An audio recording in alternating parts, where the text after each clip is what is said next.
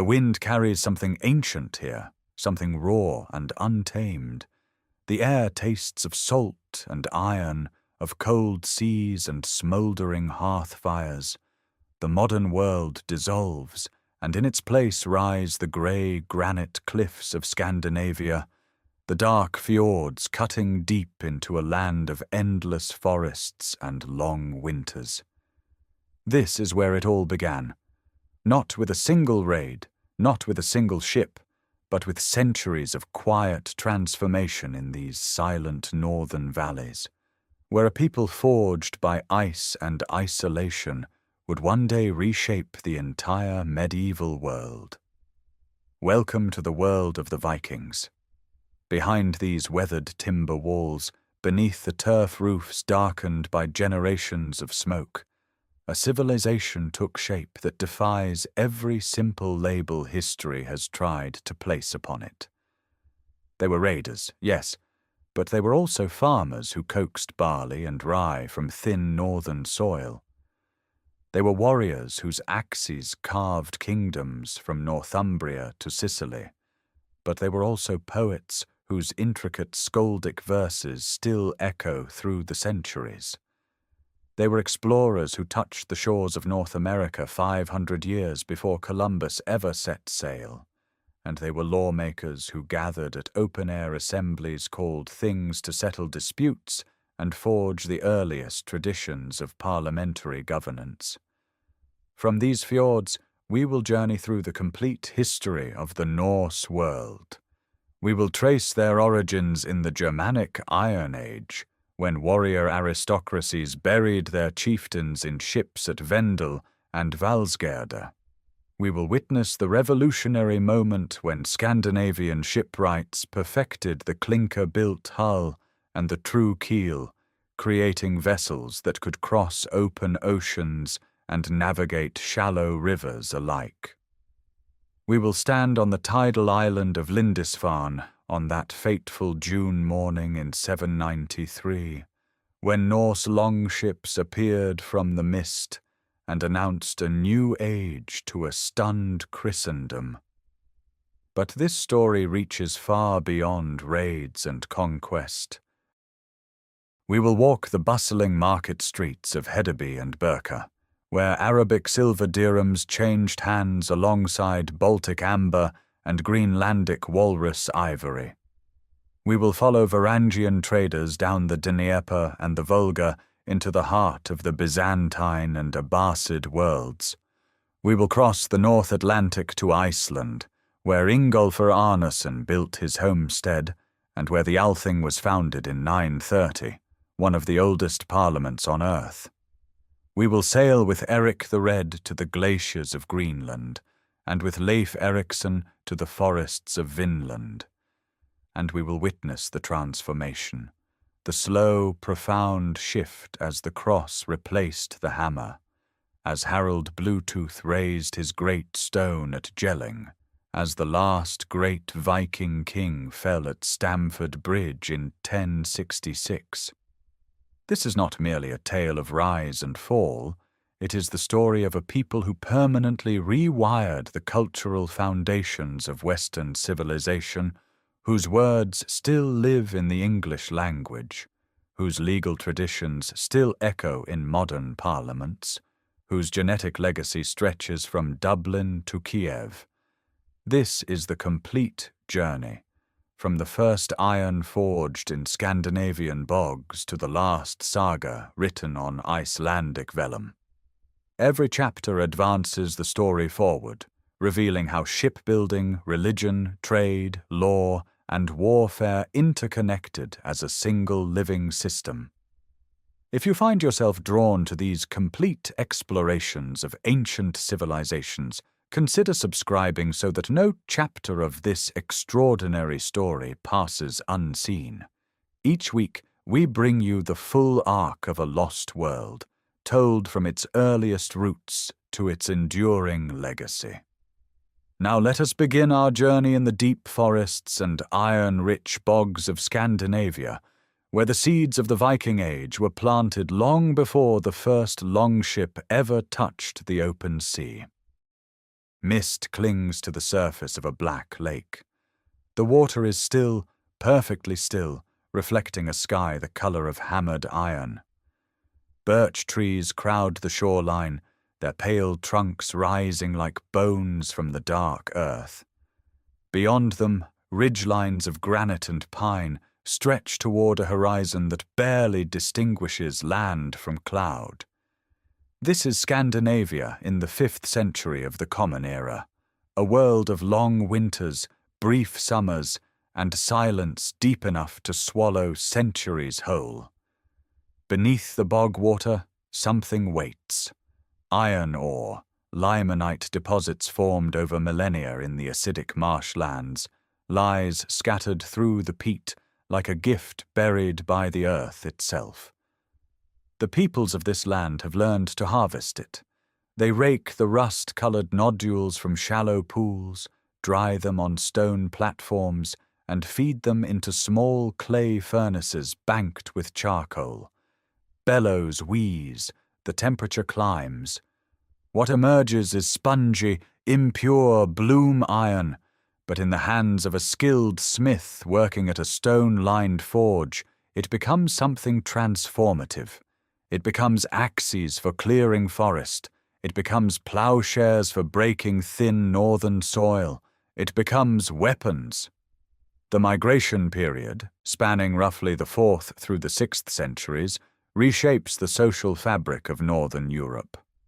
As the Roman Empire fractures and Germanic peoples surge across the continent, Scandinavia does not remain untouched. New wealth flows northward through trade and plunder. Gold arrives, Byzantine solidi, Frankish ornaments, and with it comes a sharpening of social hierarchy. Petty chieftains consolidate power over scattered farmsteads.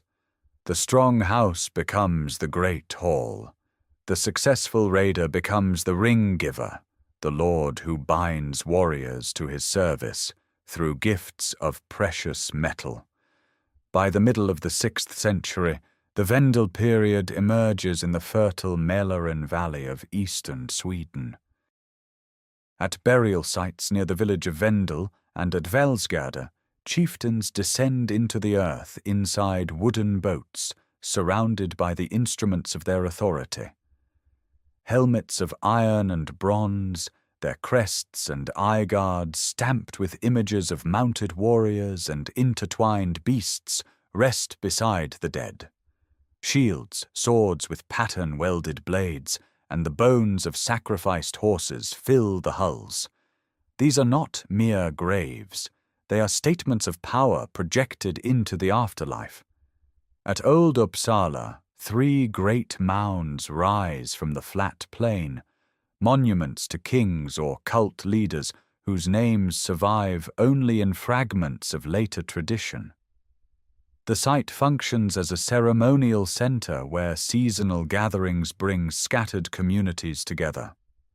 Sacrificial rituals take place here, offerings to gods whose names, Odin, Thor, Freyr, already circulate through the oral traditions of the North.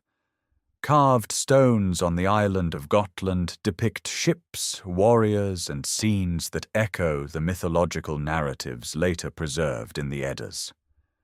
The Elder Futhark alphabet, with its 24 angular characters, appears scratched into bone, metal, and stone across the Scandinavian landscape. These runes carry names, invocations, and claims of ownership. They mark combs and sword fittings and memorial stones raised beside roads. Each inscription is a voice reaching across the centuries, evidence of a literate culture operating outside the Latin tradition of the Mediterranean world. The land itself dictates the shape of life. Arable ground is scarce, confined to coastal strips and river valleys. Families farm barley and oats in short growing seasons, keep cattle and sheep on marginal pasture, and supplement their diet with fish drawn from fjords and open sea. The fjord high that deep glacier-carved inlet where salt water penetrates far inland becomes both highway and boundary. Travel by water is faster, safer, and more practical than overland routes through dense forest and mountain passes. Timber is abundant. The people learn to read the grain of oak and pine, to split planks with wedges rather than saw them, preserving the natural strength of the wood fibers. Here, in these quiet centuries before the world learns to fear the Northmen, every essential element is already taking shape. The mastery of iron, the culture of the warrior chieftain, the spiritual framework of gods who reward courage, the intimate knowledge of wood and water. The boat grave at Valsgärde is not yet a longship cutting through Atlantic swells, but the idea lives within it, waiting for the century that will set it free. An oak falls in a Norwegian forest sometime in the early 8th century. The sound carries across a valley still wet with snowmelt, and the tree drops slowly, its crown catching against neighboring trunks before settling into the moss. The trunk is straight, nearly a meter across, its grain tight from decades of slow northern growth. A shipwright studies the fallen timber, reading its fibers the way a poet reads verse. He drives iron wedges along the natural lines of the wood, splitting planks radially from the heartwood outward. Each plank emerges with its grain unbroken, flexible yet immensely strong, a material that will bend with the sea rather than fight against it. This is the foundation of a revolution. The clinker building technique, overlapping planks fastened edge to edge with iron rivets, each strake laid so that its lower edge overlaps the upper edge of the plank below, has been evolving in Scandinavia for generations. But in the decades surrounding the year 700, the method reaches a critical threshold of refinement. The Kvalsund ship, dating to approximately 690, already shows the elegant lines of a vessel designed for open water. Its hull is low and sleek, built for speed under oar power, its planking thin enough to flex with wave action rather than resist it. Yet it lacks the single innovation that will transform everything. The true keel, a single massive timber running the full length of the vessel's bottom, deeper and heavier than a simple bottom plank, providing the structural backbone against which a mast can be stepped and a sail can pull without tearing the ship apart. Sometime in the early to mid-8th century, Scandinavian builders begin carving this deep, T-shaped keel from a single oak trunk, and the consequences are staggering. A ship no longer depends solely on the muscle of its crew. Wind becomes an engine. The addition of the woolen square sail, likely adopted through contact with vessels from the Frankish coast and the North Sea trading world, multiplies the range of every voyage by orders of magnitude. A crew of 30 rowers can sustain perhaps 4 knots for limited hours before exhaustion. A sail catching a favorable wind pushes the same vessel at 8 or 10 knots for days without rest. Distances that once required weeks of coastal hopping collapse into journeys of days. The North Sea shrinks. The Atlantic becomes imaginable. In the smithies of coastal settlements, iron rivets are forged by the thousands, small square-shanked fasteners with round heads, each one hammered through pre-drilled holes in overlapping planks and clenched over a small iron plate called a rove on the interior side. The riveted seams are then caulked with animal hair soaked in pine tar, creating a hull that is simultaneously watertight and elastic. The shallow draft of these vessels, sometimes less than half a meter, means they can navigate rivers, cross open ocean, and beach directly on shorelines without harbors.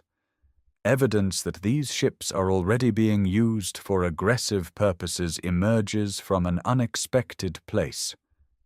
On the Estonian island of Saaremaa, at a site called Salme, 2 ships dating to approximately 750 lie buried with the remains of over 40 Scandinavian warriors. Their weapons are high-status, pattern-welded swords, gaming pieces of whalebone, shields arranged in careful rows. These men died violently, far from home, in what appears to be a failed raid or military expedition decades before the assault on Lindisfarne. The Salme burials reveal that the technology and the ambition are already aligned. Armed Scandinavians are already crossing the Baltic in purpose-built warships, testing the defenses of foreign shores. The hull of a nearly completed longship rests on log rollers at the edge of a fjord. Its ribs curve upward like the bones of some great marine creature, each frame lashed to the planking with spruce root bindings that allow the hull to twist and breathe in heavy seas. The mast step, a heavy block of oak set atop the keelson, waits to receive the pine mast that will carry a sail of densely woven wool, perhaps 60 or 70 square meters of fabric, dyed in stripes of red and natural white. When that sail fills for the first time, the vessel will leap forward with a force that no number of oars can match. The age of wind-powered northern warfare is about to begin, and the monasteries of the western coasts have no idea what is coming. But the ship is more than timber and iron. It is theology made tangible. Every plank carries the memory of a world understood through sacred stories, older than any written record, a cosmos held together by the roots and branches of a single immense tree. Gamla Uppsala rises from the flat Swedish plain, 3 great burial mounds standing against a pale sky, their grass-covered surfaces smooth and ancient. In the 8th century, this is the spiritual heart of the Norse world. A timber temple stands here, its wooden pillars carved with intertwining beasts, its interior dim with smoke from fires that burn through the longest winter nights. Adam of Bremen, writing centuries later from Christian sources, describes golden chains hanging from the gables and wooden idols of 3 gods arranged inside, Odin, Thor, and Freya, each receiving offerings according to the needs of the season. Every 9 years, a great blot takes place. Animals and other offerings hang from the branches of a sacred grove beside the temple, their bodies left to decay as gifts to powers that govern rain, harvest, war, and death. The cosmology these rituals serve is vast and intricate. At the center of existence stands Yggdrasil, the world tree, an ash of incomprehensible size, whose branches shelter the heavens and whose 3 roots reach into separate realms, one touching the well of fate tended by the Norns, another reaching the frost giant's domain, a third descending to the realm of the dead. 9 worlds hang suspended in this architecture. Midgard, the realm of humans, sits encircled by an ocean where the Midgard serpent coils. Above stretches Asgard, connected to the mortal world by Bifrost, the Rainbow Bridge. Odin, the All-Father, presides over this order with a single eye, the other sacrificed for wisdom at Mimir's well. He is the god of war, poetry, knowledge, and death, a figure of terrifying complexity who hangs himself on Yggdrasil for 9 nights to seize the secret of the runes. Thor, his red-bearded son, wields the hammer Mjolnir against the forces of chaos, protector of both gods and farmers. Freya commands love, fertility, and a form of magic called Seder, and she claims half the battle slain for her own hall, Folkvanger. The Gotland picture stones capture fragments of this mythology in limestone relief. On the Chengvida stone, carved sometime in the 8th century, a rider on an 8-legged horse arrives at a hall where a woman offers a drinking horn, widely interpreted as a warrior entering Valhalla, Odin's hall of the chosen dead. This vision of a glorious afterlife for those who fall in combat shapes the psychology of an entire warrior culture. Death in battle is not an ending, but a selection, a divine honor. The Velva moves through this world as its interpreter. She is the seeress, the practitioner of prophecy, buried sometimes with staffs of iron or bronze that mark her ritual authority. The Oseberg burial, dating to around 834, contains a staff and cannabis seeds among its grave goods, suggesting altered states employed in divinatory practice.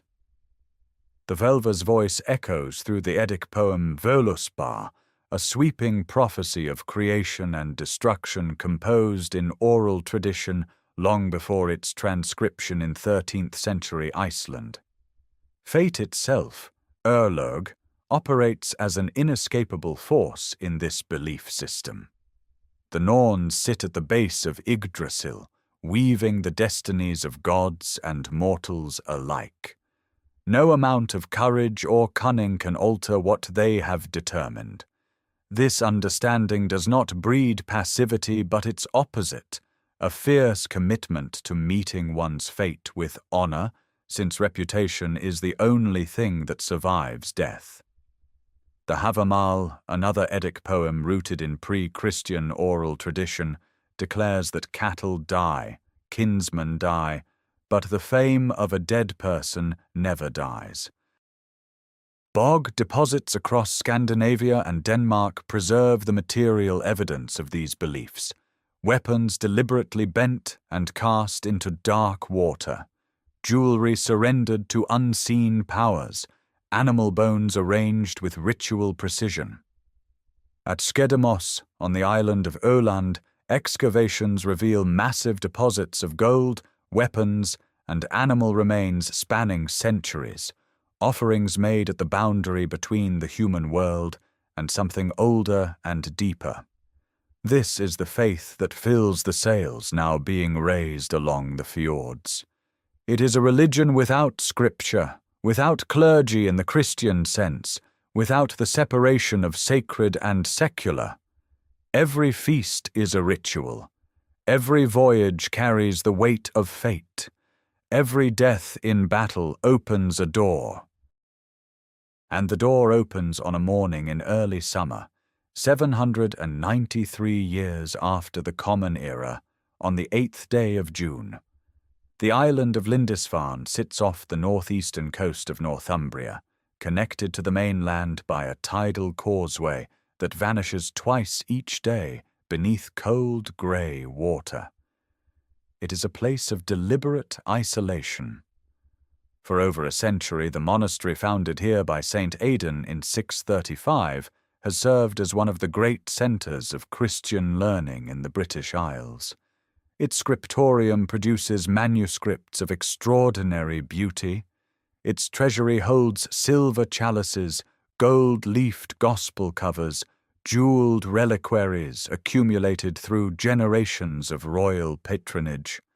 The monks live according to rhythms of prayer and labor, their days measured by canonical hours, their world bounded by faith and sea. The ships appear from the northeast. They move with a speed that defies anything the monks have encountered. Low-slung vessels with curved prows cutting through the swell, woolen sails taut against the wind, oars flashing in coordinated rhythm. The hulls are clinker-built, their overlapping oak strakes riding the waves rather than fighting them. These are the ships born from generations of innovation in the fjords, and they carry men armed with iron axes, spears, and round lime-wood shields. The attack is swift and devastating. The monastery possesses no walls, no garrison, no defensive architecture of any kind. The raiders seize everything portable: silver altar vessels, ornamental metalwork, livestock. Some monks are killed. Others are dragged to the ships as captives, destined for slave markets that stretch from Dublin to the rivers of the East. The library, with its painstakingly illuminated pages, is scattered and damaged. By the time the tide shifts, the Longships are gone. Word of the atrocity travels across Christendom with remarkable speed. Alcuin of York, the Northumbrian scholar serving at the court of Charlemagne, writes a letter of anguished disbelief. Never before, he declares, has such terror appeared in Britain. The church at Lindisfarne, the most venerable place in all the land, has been given over to the plundering of pagans. The letter captures the shock of an entire civilization confronting something it had not imagined possible: sea-borne assault from beyond the known Christian world. But Lindisfarne is not an isolated event. It is the first visible eruption of pressures that have been building for decades along the Scandinavian coast. The raiders come primarily from the Vestland coast of western Norway, where narrow strips of farmland pinched between mountains and sea can no longer sustain growing populations. The ships that make these crossings are the product of the technological revolution already underway. True keels allowing deep ocean sailing, sails replacing the exhausting labor of rowing across open water. In 795, Norse raiders strike the monastery of Iona off the western coast of Scotland, the island sanctuary founded by St. Columba over 2 centuries earlier. They return to Iona in 802 and again in 806, killing 68 members of the monastic community in the final assault. The monastery at Jarrow in Northumbria, where the Venerable Bede had written his histories, suffers its own attack. Along the coasts of Ireland, Scotland, and northern England, the pattern repeats: fast strikes against undefended coastal settlements, the seizure of precious metals and human captives, and withdrawal before any organized resistance can form. By 820, the raids have become a seasonal expectation. Each spring, as ice retreats from the northern seas, communities along the western coastlines watch the horizon with dread. The monasteries, once placed on islands and headlands precisely for their sacred remoteness, discover that isolation has become vulnerability. The same waters that separated them from worldly distraction now serve as highways for attackers who understand the sea better than anyone in Europe. The wealth flowing back to Scandinavia from these raids transforms the societies that launched them. Silver hoards buried in Norwegian soil from this period contain unmistakable fragments of insular metalwork, pieces of Irish brooches, fragments of ecclesiastical vessels, hack silver cut from objects whose sacred purpose meant nothing to the men who melted them down for weight. The raids are not random violence. They are calculated economic enterprises targeting the concentrated, undefended wealth of Christian institutions with precision that reveals intelligence networks and careful planning. The age of the Northmen has begun, and the coastlines of Europe will not be the same again. Ireland's eastern coast emerges through morning rain, its green hills rolling down to grey shingle beaches where the tide pulls back to reveal dark sand. The year is 820, and the raids that once struck in summer and vanished with the autumn winds are changing in character. The Northmen are no longer leaving. The first Longfort rises along the banks of a tidal river, a fortified ship camp enclosed by earthen banks and timber palisades, designed not for a season, but for permanence. These are not the temporary beachheads of earlier decades. They are operational bases, places where longships can be hauled ashore for repair, where plunder can be sorted and stored, where captives can be held before sale. The Norse have recognized what the geography of Ireland offers: a fragmented island of rival kingdoms, rich monasteries, and navigable rivers that reach deep into the interior. A warlord known in Irish annals as Turgeis arrives in the early 830s, leading fleets that penetrate Lough Neagh and the Shannon River system. His forces strike at Armagh, the ecclesiastical heart of Irish Christianity, raiding it 3 times in a single month. Clonmacnoise, perched on the Shannon's banks, suffers repeated attacks. Turgeis establishes himself with a boldness that Irish chroniclers record with horror, occupying territories and demanding submission from local kings. His career ends abruptly around 845, when Mael Sechnaill, king of Mide, captures and drowns him in Lough Owel. But the forces Turgeis commanded do not disappear with his death. Around 841, a long fort takes root at the dark pool, Dubh Linn, where the river Poddle meets the Liffey. The site is strategic, sheltered, accessible to the Irish Sea and the interior simultaneously. Timber structures rise on the south bank. Workshops for metalworking and comb-making appear alongside storage pits and dwelling houses. The archaeological layers beneath modern Dublin's wood quay reveal the bones of this settlement: post and wattle walls, hearth ash, fragments of soapstone vessels imported from Norway, and the debris of a community establishing itself with deliberate intention. Dublin becomes something unprecedented in Ireland, an urban centre in a land of dispersed rural kingdoms. Its economy runs on trade, craft production, and above all, the traffic in human beings. The slave markets of Dublin connect the Irish hinterland to a commercial network stretching from Iceland to the Mediterranean.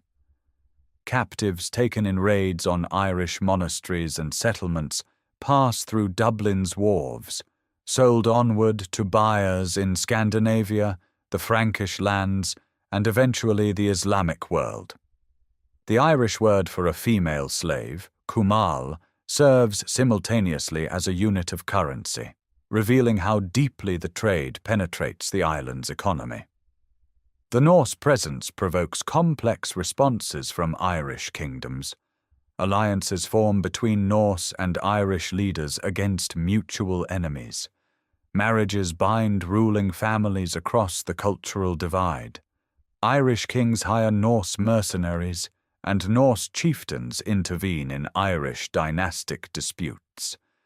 The relationship is never simply invader against defender. It is a web of opportunism, rivalry, and pragmatic cooperation that reshapes the political landscape of the island. By the 860s, a second wave of Northmen arrives. The annals distinguish them as dark foreigners and fair foreigners, possibly Danes competing with the established Norwegian settlers. Conflict erupts between the two Norse factions, adding another layer of violence to an already fractured island. Dublin changes hands, is temporarily abandoned, and is reoccupied. Through it all, the settlement endures, its wharves extending further into the Liffey, its population growing, its connections to the wider Norse world deepening. The Longfort has become a town, and the town is becoming a city, its timber pilings driven into Irish mud by Scandinavian hands that have no intention of pulling them free. Across the grey water of the North Sea, a fleet gathers in the autumn of 865. It is not a raiding party.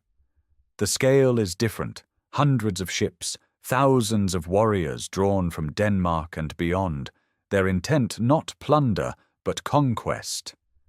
The Anglo-Saxon Chronicle names them the Mycel heathen here, the great heathen army, and their arrival on the shores of East Anglia marks a fundamental shift in the nature of Norse engagement with England. These men come not to seize silver and retreat with the tide. They come to take land. East Anglia falls without a major battle. The local king provides horses and provisions, buying a fragile peace. The army rides north. By November of 866, they strike at Northumbria, exploiting a civil war between rival claimants to the throne. York falls on the first day of November, its Roman walls breached by Danish axes. A counterattack in March of 867 fails catastrophically. Both Northumbrian kings die in the fighting. The ancient kingdom, once the intellectual jewel of Anglo-Saxon England, collapses. The Danes install a puppet ruler and turn their attention south. The commanders of this force carry names that echo through the chronicles. Ivar the Boneless, whose epithet remains unexplained by historians, emerges as the strategic mind behind the campaign. His brother Halfdan Ragnarsson commands alongside him. Together they orchestrate a methodical dismantling of the Anglo-Saxon political order, wintering in fortified camps, moving with disciplined purpose from one kingdom to the next. In 869, the army returns to East Anglia. King Edmund resists and is killed. Later traditions describe his martyrdom with arrows and beheading, and his cult transforms him into a saint. East Anglia joins Northumbria under Danish control. Mercia, the great Midland kingdom, buckles under repeated assaults. By 874, its king flees overseas, and the Danes partition its territory. Only Wessex remains. Alfred, who becomes king in 871 after a series of desperate battles, faces the full weight of Danish ambition. The early years of his reign are consumed by warfare. 9 engagements in a single year, with mixed results. A fragile peace holds through the mid-70s while the Danes consolidate their conquests in the north and east. Halfdan divides Northumbrian land among his warriors in 876. They begin to plough. The crisis reaches its nadir in January of 878. A Danish force under Guthrum launches a winter assault on Chippenham, catching Wessex unprepared. Alfred is driven into the Somerset marshes, reduced to a fugitive king hiding among the wetlands and alder thickets of Athelney. The kingdom of Wessex stands on the edge of extinction, but the marshes become a fortress. Alfred gathers loyalists from Somerset, Wiltshire, and Hampshire. In May of 878, he emerges to meet Guthrum's army at Edington. The battle is decisive. The shield wall of Wessex holds, then advances. The Danes break and retreat to their fortified camp, where Alfred besieges them for 14 days until they surrender. Guthrum accepts baptism, with Alfred standing as his godfather. The Treaty of Wedmore establishes the terms, and by 886 a formal boundary is drawn. England divides along a line running roughly from London northwest along Watling Street. To the northeast lies the Danelaw, a vast territory governed by Scandinavian custom, where Danish place names ending in by and Thorpe begin replacing Anglo-Saxon ones, where Norse legal traditions take root in the soil of conquered kingdoms.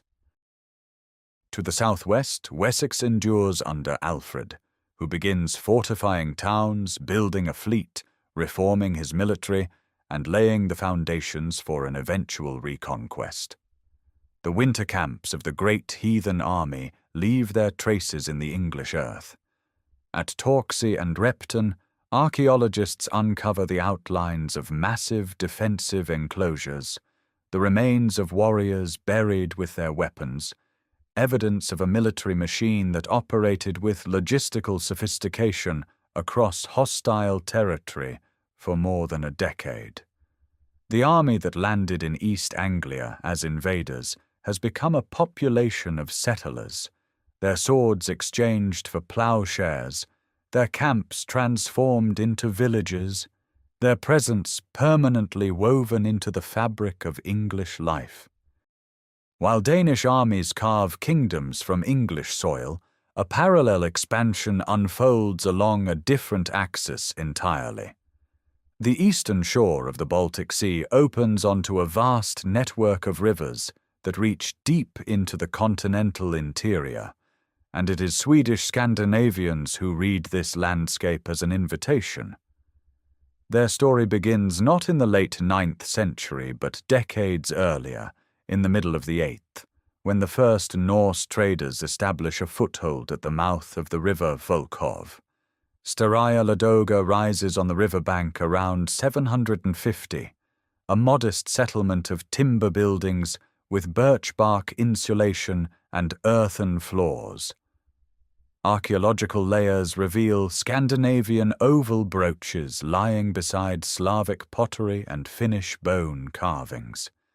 This is a place of convergence from its earliest days, a trading post where the northern world meets the eastern, and where amber, furs, wax, and honey begin their long journey south toward markets of unimaginable wealth.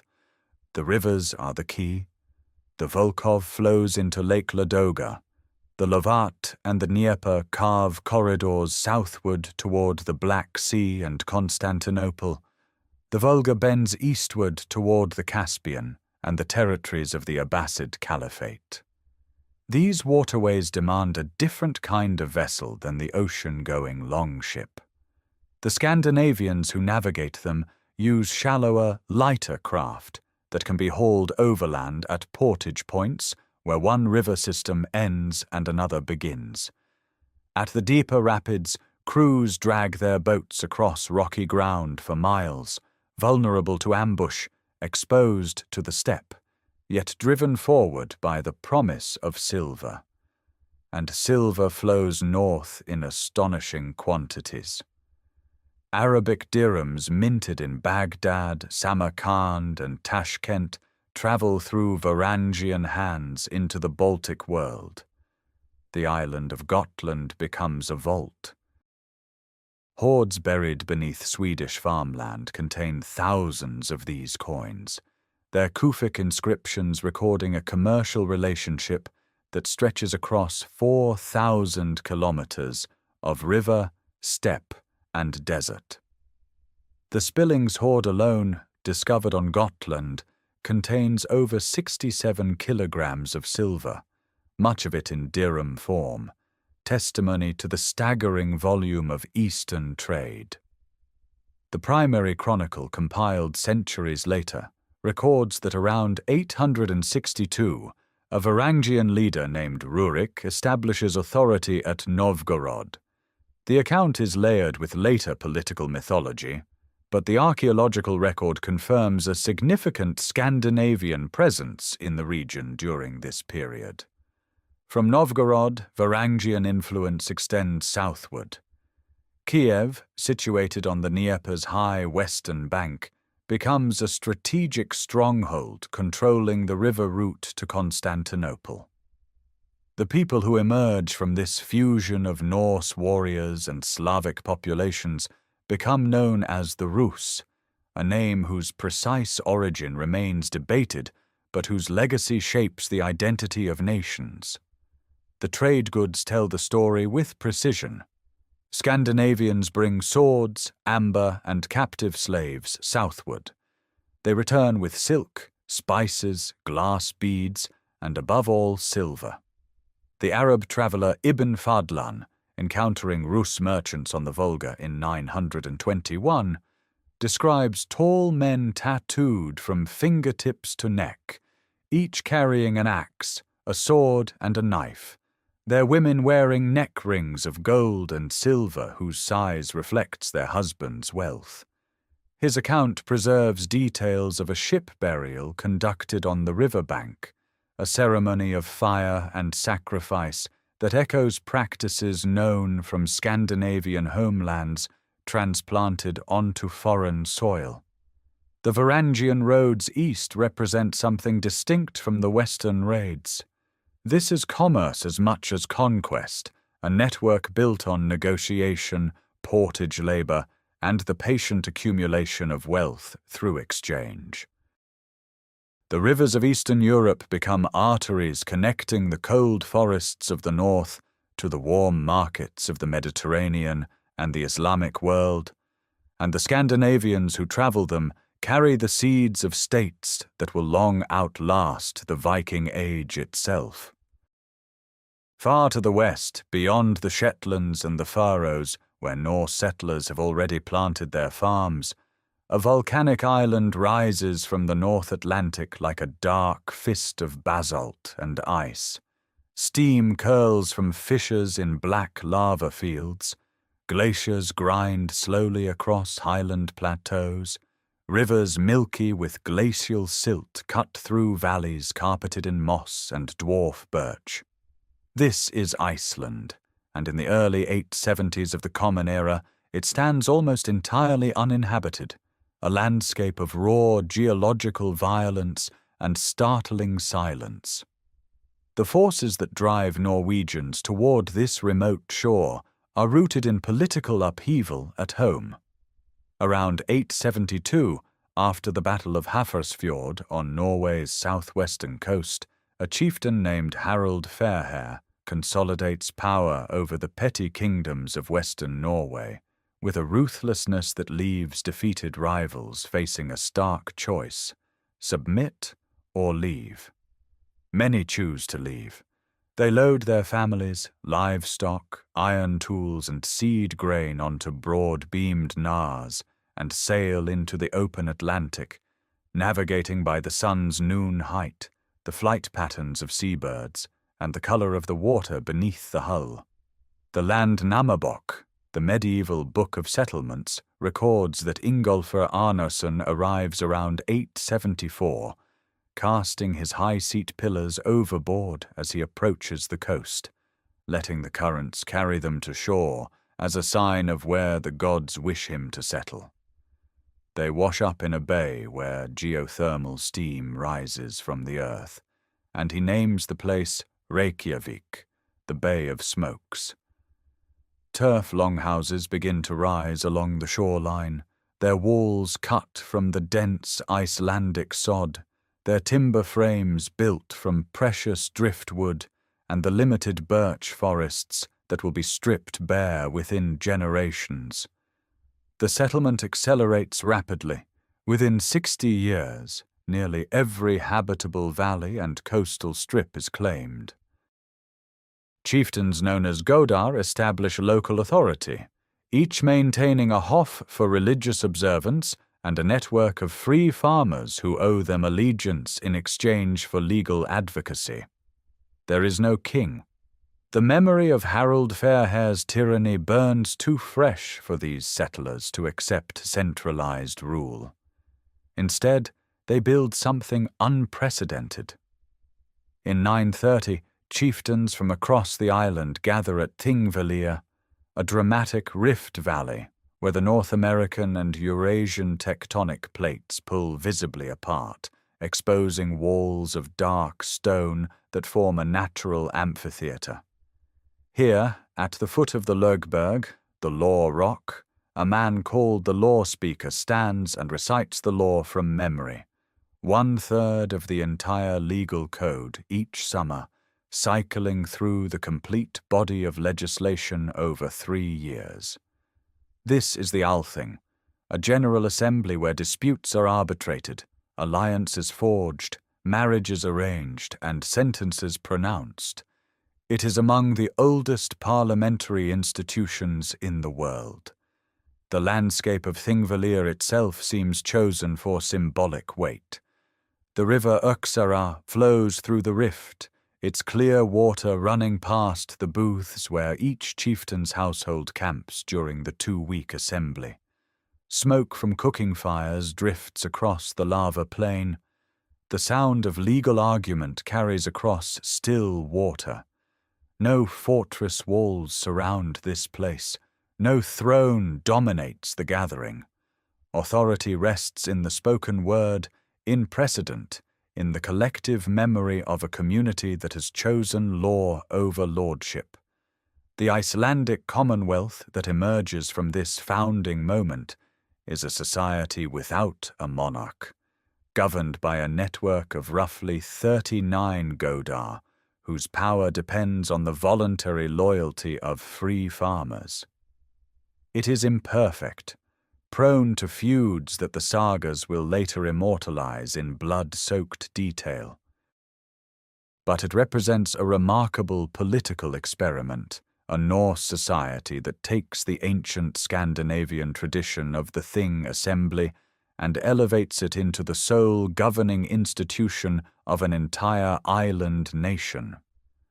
The volcanic earth beneath Thingvellir still shifts and cracks, but the legal framework laid upon it will endure for more than 3 centuries, a living monument to what free settlers can build when they carry law as carefully as they carry iron. The line drawn across England in 886 is not a border in any modern sense. It is a negotiated reality, a recognition that the island now holds 2 worlds. To the southwest lies Wessex, and what remains of English Mercia under Alfred's protection. To the northeast stretches the Danelaw, a vast territory governed by Scandinavian custom, anchored by the 5 boroughs of Lincoln, Nottingham, Derby, Leicester, and Stamford. These are not wilderness outposts. They are thriving towns where Danish warriors have become landholders, where Scandinavian legal terminology reshapes the language of property and obligation, where the wapentake replaces the English hundred as the unit of local governance. Nowhere is this hybrid world more visible than in Jorvik, the Norse name for York. The old Roman city, its stone walls still standing along the river Ouse, pulses with a density of craft and commerce that rivals any town in northern Europe. At Coppergate, workshops crowd together in narrow timber-framed plots. Bone and antler combs emerge from skilled hands, their teeth cut with iron saws to precise spacing. Leatherworkers shape shoes and scabbards. Amber beads from the Baltic sit alongside jet carved from local deposits. The air carries the tang of iron slag, the sweetness of beeswax, the heavy smell of worked hide. Jorvik is not merely occupied territory. It is a city remade in the image of Scandinavian urban culture, connected by trade to Dublin, to Hedeby, to the silver roots of the East. But Alfred of Wessex dies in 899, and the generation that follows inherits his ambition without his caution. His son Edward the Elder and his daughter Ethelflaed, Lady of the Mercians, launch a systematic campaign of reconquest that unfolds not through single decisive battles, but through the patient construction of fortified burhs. One by one, these strongholds press northward. Ethelflaed builds fortresses at Tamworth, Stafford, and Warwick. Edward advances through East Anglia. By 918, when Ethelflaed dies at Tamworth, the 5 boroughs have submitted to English authority. The Danish settlers remain on their land, but the political framework above them shifts. Edward's grandson Ethelstan pushes further still. In 927, he takes York itself, driving out the Norse king Guthfrith. A decade later, a grand coalition forms against him, an alliance of the Dublin Norse under Olaf Guthfrithson, Constantine II of Scotland, and Owain of Strathclyde. They meet Ethelstan's forces at Brunanburh in 937. The location remains debated, but the scale is not. The Anglo-Saxon Chronicle records the battle in a rare burst of poetry, celebrating a slaughter so complete that 5 young kings and 7 of Olaf's earls lie dead on the field. Brunanburh establishes Ethelstan as the dominant ruler in Britain, the first king who can credibly claim authority over the entire island. Yet York refuses to stay conquered. The city changes hands repeatedly through the 940s, swinging between English control and Norse kings arriving from Dublin and Norway. The last of these is Eric Bloodaxe, a figure whose very name carries the violence of his reputation. A son of Harold Fairhair of Norway, expelled from his own kingdom, Eric rules York twice in its final turbulent years. In 954, he is driven out for the last time and killed at Stainmore in the Pennine Hills. The circumstances remain shadowed, but the consequence is clear. With Eric's death, the last independent Viking kingdom in England ceases to exist. The Danelaw does not vanish with its political independence.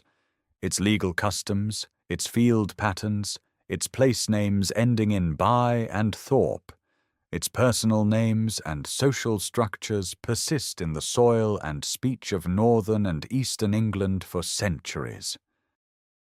The Reconquest absorbs Danish settlers into an expanding English kingdom, but that kingdom is itself transformed by what it absorbs.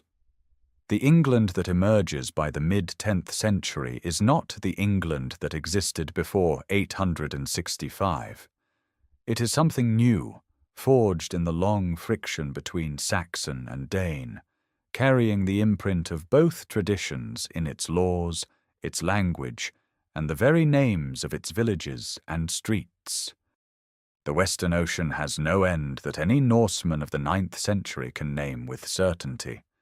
Beyond Iceland, beyond the Faroes, the Atlantic stretches into fog and rumour, a grey expanse where currents run cold and icebergs drift south from polar waters in slow, silent procession. Yet by the middle of the 10th century, the fjords of Iceland are growing crowded. The best grazing land has been claimed. The woodland that greeted the first settlers is thinning under the axe. And among the restless, the exiled, and the ambitious, the western horizon still beckons. Eric Thorvaldsson, known as Eric the Red for the colour of his hair, arrives in this story already carrying a reputation for violence. Banished from Norway for killings, then banished again from Iceland around 982 for further bloodshed, he sails west with a small company into waters that earlier sailors have glimpsed but never settled. The coast he finds is forbidding in its eastern reaches, sheathed in glacial ice, but rounding the southern cape reveals something unexpected. Deep fjords cut into green hillsides. Grass grows thick in sheltered valleys. Arctic willow and birch cling to the lower slopes. Eric spends 3 years exploring these western fjords before returning to Iceland with tales of a land he deliberately names Greenland, understanding that an attractive name will draw settlers. It works. Around 985, a fleet of 25 ships departs Iceland for Greenland. Only 14 complete the crossing. The others turn back or are lost to storms. Those who arrive establish 2 main settlements along the southwestern coast. The eastern settlement, centered at Brattahlid where Eric claims his farm, becomes the larger community. The western settlement sits farther up the coast. At their peak, these colonies support perhaps 3,000 to 5,000 people, raising cattle and sheep in the short summers, hunting seal and caribou, trading walrus ivory and polar bear hides back to Norway and Iceland. The ruins at Brattahlid still stand in low stone foundations against the green turf. A small church, built reportedly at the insistence of Eric's wife Theodhild after her conversion to Christianity, measures barely 3.5 meters wide. The Greenland colonies cling to existence at the uttermost margin of the medieval European world, dependent on trade ships that cross some of the most dangerous waters on Earth. From this precarious foothold, the next leap westward follows almost inevitably. Around the year 1000, Leif Erikson, son of Eric the Red, sails from Greenland with a crew of 35. The sagas describe 3 landfalls, a barren rocky coast called Helluland, likely Baffin Island, a forested shore named Markland, probably Labrador, and finally Vinland, where wild grapes or berries grow, and the winters are milder than anything known in Greenland. The archaeological proof stands at Lens-aux-Meadows on the northern tip of Newfoundland, discovered in 1960 by Helge and Anne Stein Ingstad. 8 Norse-style turf structures cluster on a marine terrace above Ipav's Bay.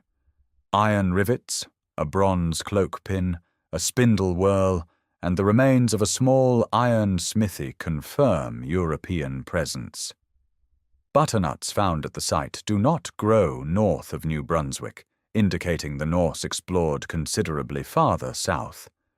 Radiocarbon dating places the occupation around the year 1000, aligning precisely with the saga accounts. Yet Vinland does not become a permanent colony. The sagas record hostile encounters with indigenous peoples the Norse call skraelings. The distances are immense, the supply lines impossibly long, the settlers too few. Within a decade, or perhaps 2, the Vinland expeditions cease. The buildings at Lens-aux-Meadows are abandoned. The North American coastline returns to its silence, and 5 centuries will pass before European ships again make landfall on these shores. What remains is the staggering fact of the achievement itself. In open boats of oak and iron, guided by stars and sea swells and the flight patterns of birds, Norse sailors bridged the entire North Atlantic. From Scandinavia to Shetland, to the Faroes, to Iceland, to Greenland, to the coast of North America, each crossing pushed farther into the unknown. The Greenland settlements endure for nearly 500 years before their own slow, quiet disappearance. The Vinland voyages leave only faint traces in the soil of Newfoundland and in the vellum pages of Icelandic sagas copied centuries later. But the route itself, the chain of islands and coastlines stepping westward across the Atlantic, represents the longest reach of the Norse world, the outermost edge of a civilization born in the fjords of Scandinavia, now touching a continent that no European mind had yet imagined. The North Sea itself becomes the center of an empire, not the Mediterranean, not the rivers of the East, but the grey, storm-lashed waters between England, Denmark, and Norway transform into the interior of a single political domain. The apex of Viking power is not a raid, it is a crown. The roots of this transformation reach back to the turn of the millennium, when the English king Ethelred, desperate to purge his kingdom of Danish settlers, orders the massacre of Danes living in England on the 13th of November, 1002. The St. Brice's Day massacre claims untold lives. Among the dead, according to later accounts, is Gunhilde, sister of the Danish king Svein Forkbeard. The retaliation is not swift, but it is relentless. Svein launches repeated invasions across the following decade, each campaign more devastating than the last, until in 1013 Ethelred flees to Normandy, and Sweyn claims the English throne.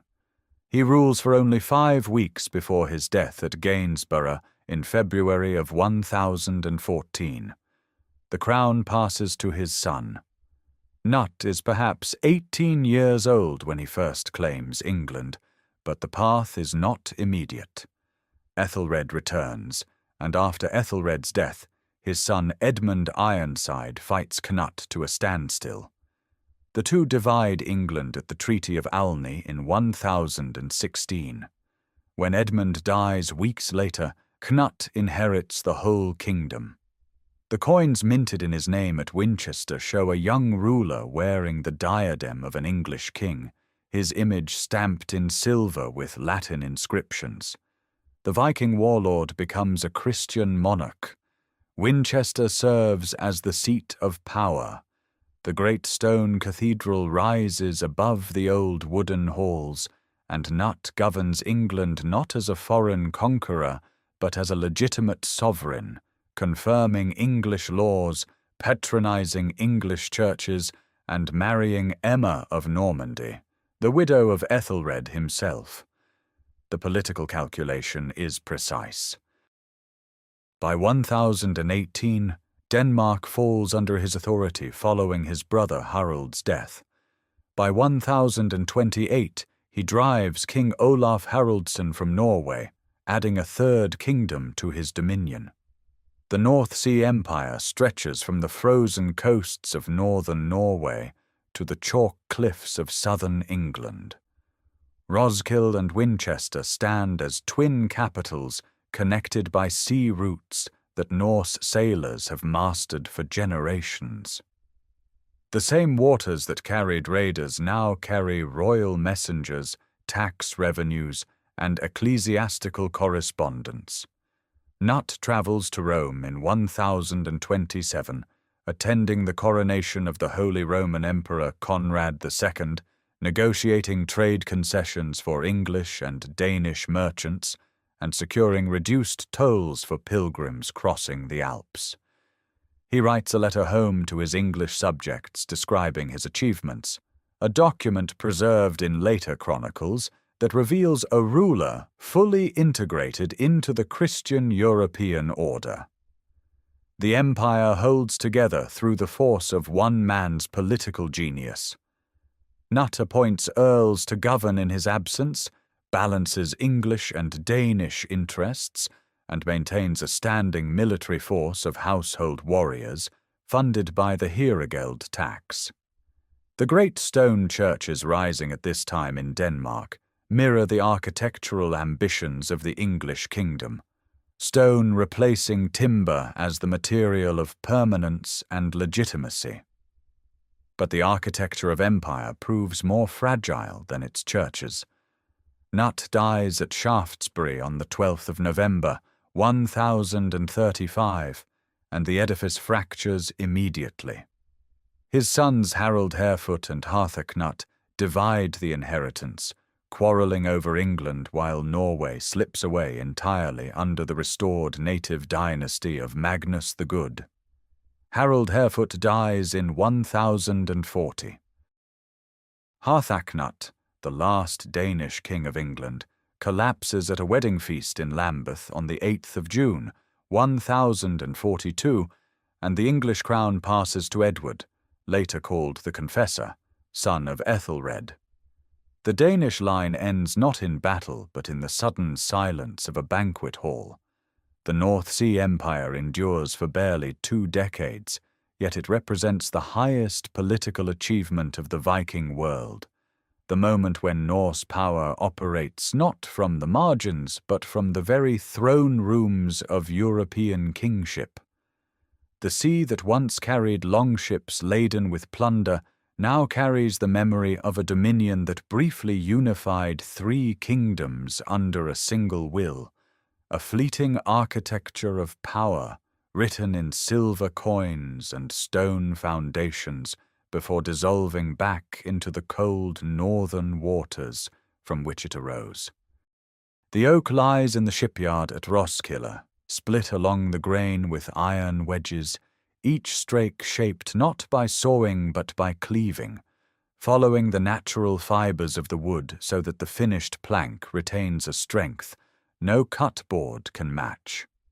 This is the fundamental secret of Norse shipbuilding, a technique refined across centuries until it produces vessels of extraordinary lightness and resilience. The clinker method overlaps each strake upon the one below, fastening them together with iron rivets driven through from the outside and clenched against small iron plates called roves on the interior.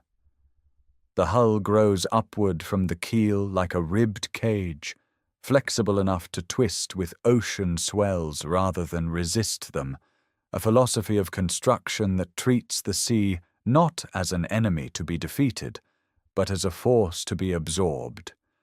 The keel itself is the spine of everything. Carved from a single oak trunk, sometimes exceeding 20 meters in length, it provides the longitudinal rigidity that allows the hull to carry a mast and sail without buckling. The Gokstad ship, buried around 890 in the blue clay of Vestfold, Norway, stretches 23.2 meters from stem to stern, yet draws less than 1 meter of water when unloaded. This shallow draft permits river navigation, beach landings, and the crossing of open ocean alike, a versatility no other European vessel of the period can approach. The fleet is not uniform. The Kavi serves as the smallest warship, nimble and swift for coastal raiding. The Snekja carries a larger crew, its name derived from the word for snake, long and narrow in the water. The Skade is the great warship, the pride of kings, with 30 or more rowing benches per side. And then there is the Nar, broader in the beam, deeper in the hull, built not for speed, but for cargo capacity. The Nar is the vessel that carries livestock, timber, iron, and grain across the North Atlantic to Iceland, to Greenland, to the shores of Vinland. Without the Nar, colonization is impossible. Without the longship, raiding is impossible. Together, they form a naval architecture that serves every strategic need of an expanding civilization. The woolen sail, woven on upright looms from the fleece of northern sheep, represents hundreds of hours of labor.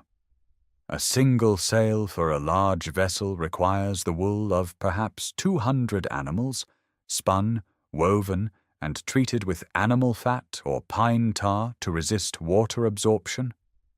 The mast steps into a heavy block called the keelson, distributable force across the hull's flexible frame. A single steering board mounted on the starboard quarter replaces the rudder, controlled by a tiller that allows precise course adjustments even in heavy seas. Navigation across open water relies on accumulated knowledge passed through generations. Norse sailors read the behavior of seabirds, the color and temperature of currents, the patterns of wave refraction around distant land masses. Latitude sailing holds a vessel along a consistent east-west line by measuring the sun's noon altitude against known references. Calcite crystals, the so-called sunstones, polarize light in ways that reveal the sun's position even through overcast skies, a technique long dismissed as legend until modern optical experiments confirmed its plausibility. The Skulderlev ships, deliberately sunk in Roskilde Fjord around 1060 to block a naval approach, provide an archaeological cross-section of the entire fleet. 5 vessels of different types rest in the mud, from a small fishing boat to a large ocean-going warship, each revealing construction details that confirm the sophistication of Norse shipwrights. The tool marks on their timbers speak of axes, adzes, and draw knives wielded with extraordinary precision. The Oseberg ship, buried in 834 as part of an elaborate female burial, carries carved prow and stern posts of spiraling animal forms, its hull a masterwork of both engineering and art. The ship is not merely transport, it is identity, status, cosmology, and technology fused into a single object of oak and iron, the most complete expression of what Norse culture values and what it can achieve when timber, skill, and ambition converge on the cold waters of the northern world. Beyond the shipyard and the harbour, beyond the salt wind and the creak of rigging, the true foundation of Norse life stands rooted in the earth itself. The longhouse is not merely a dwelling. It is the axis around which an entire world turns, a structure of turf and timber that shelters family, livestock, labour and law beneath a single smoke-darkened roof.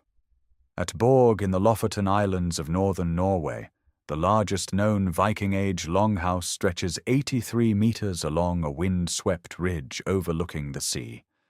Its curved walls of stacked turf rise from a framework of stout timber posts driven deep into the ground, the roof supported by paired interior columns that divide the interior into a central nave and flanking aisles. The long hearth runs down the middle, a chain of low fires burning peat and driftwood that never fully dies, its smoke drifting upward through gaps in the ridge beam and settling into the rafters in layers of black soot that accumulate over decades. Raised earthen platforms along both sides serve as benches by day and sleeping places by night, covered in sheepskins and woolen blankets woven on the warp-weighted looms that stand against the gable walls. The loom is the domain of women, and its rhythmic clatter fills the longhouse through the dark winter months. Soapstone spindle whirls twist raw wool into thread. Natural dyes drawn from woad produce deep blues, madder yields reds, and birch bark gives muted yellows. The resulting wadmal cloth is not only clothing but currency, measured in standardized lengths for trade and tax. Women hold authority within these walls that extends far beyond textile work. Norse law grants them the right to own property, to initiate divorce, and to manage the household economy with full legal standing. The keys worn at the belt of the housewife are both practical tools and symbols of domestic power. The seasonal cycle governs everything. Spring brings the planting of barley and rye in narrow fields, cleared from birch forest and fertilized with animal dung. Summer demands haymaking, the critical labor that determines whether livestock will survive the winter. The short growing season of Scandinavia makes every dry day precious, and the cut grass is raked and turned and stacked with urgent care. Autumn is the time of slaughter, when cattle and sheep that cannot be fed through winter are killed and their meat preserved in salt, smoked over alder wood, or fermented in whey. Stockfish, cod dried on wooden racks in the cold wind until it becomes hard as board, provides protein that lasts for years and travels well across oceans. Dairy production sustains the household through the coldest months. Milk from cows and goats is transformed into skyr, butter, and cheese, stored in cool underground cellars. Quernstones of basalt grind barley into coarse flour for flatbread, baked on heated stone slabs beside the hearth. Ale brewed from barley and flavoured with bog myrtle accompanies every meal. The social order within the longhouse mirrors the hierarchy of Norse society. The jarl commands from the high seat, a carved wooden chair positioned at the centre of the long bench opposite the main door. The carl, the free farmer, works his own land and owes military service to his chieftain. The thrall, the enslaved labourer, sleeps nearest the livestock at the lower end of the hall, performing the heaviest and least desirable tasks. This three-tiered structure is not merely economic, but cosmological, reflected in the Eddic poem Rigstula, which traces the origin of the social classes to divine visitation. Children learn by doing. Boys follow fathers to the forge, the fishing boat, the animal pens. Girls learn spinning, weaving, herb lore, and the complex management of food stores that must last from one harvest to the next. There is no separation between education and survival. The longhouse breathes with the rhythm of its inhabitants. Smoke curls through amber firelight. Iron pots hang from chains above the coals. Carved antler combs rest on wooden shelves beside polished amber beads and small Thor's hammer pendants of bronze. The walls hold tools, weapons, and drying herbs in bundles. Every surface carries the patina of use, of hands and seasons, and the slow accumulation of a life lived close to the land, close to the animals, close to the fire that holds the northern darkness at bay. The market town of Hedeby sits at the narrowest point of the Jutland Peninsula, where a short portage connects the North Sea trade routes to the Baltic. A semicircular earthen rampart curves around the settlement, enclosing roughly 60 acres of densely packed timber buildings, workshops, and jetties extending into the Schlei Inlet.